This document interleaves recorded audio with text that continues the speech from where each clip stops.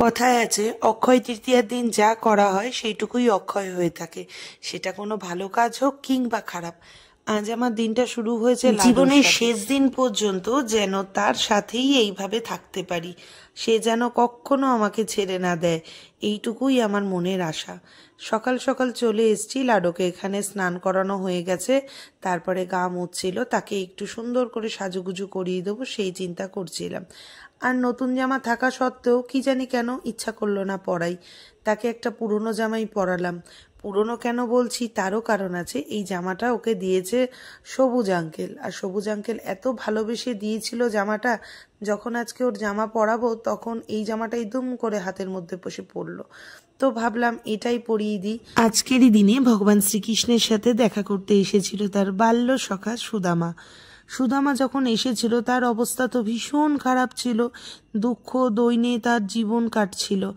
তিনি এসেছিলেন তার বন্ধু দ্বারকাধীশ, তার সাথে দেখা করতে। আবার আজকেরই এই অক্ষয় তৃতীয়ার দিনেই হস্তিনাপুরের রাজসভায় দ্রৌপদীর বস্ত্রহরণ হয়েছিল এবং ভগবান শ্রীকৃষ্ণের দয়াতে তার অনন্ত বস্ত্র লাভ হয়েছিল। এই দিনটা তাই জন্য সবাই বলে বস্ত্র দান করা খুব ভালো। অনেক মহিমা আছে আজকের দিনে, জানো তো?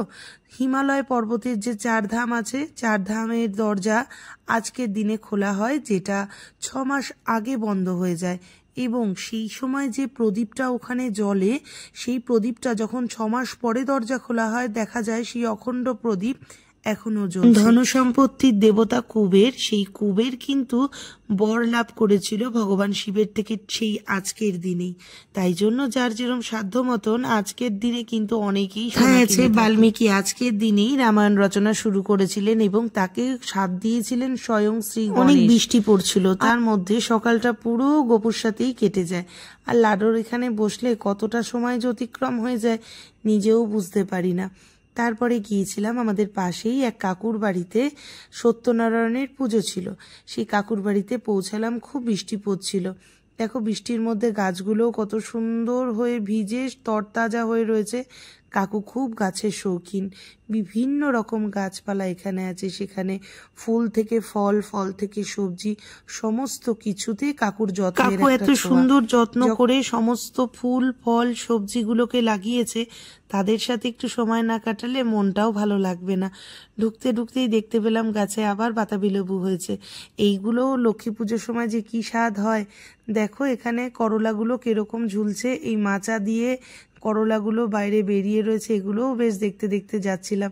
যখনই আসি অনেকটা সময় কাকুর এই গাছপালার সাথেই আমারও কেটে যায়। বাড়িতে ঢুকতে এত সুন্দর সুন্দর পরিবেশটা কাকু তৈরি করে রেখেছে, তার জন্য কাকুকে অনেক ধন্যবাদ। গিয়ে দেখছি পুজো হয়ে গেছে, আমার অবশ্য অনেকটা দেরি হয়ে গেছে আসতে, অনেকটা সময় বাড়ির কাজকর্ম সেরে তারপরে তো আসতে হবে। এসে খুব ভালোভাবে পুজোর প্রসাদটা খেলাম।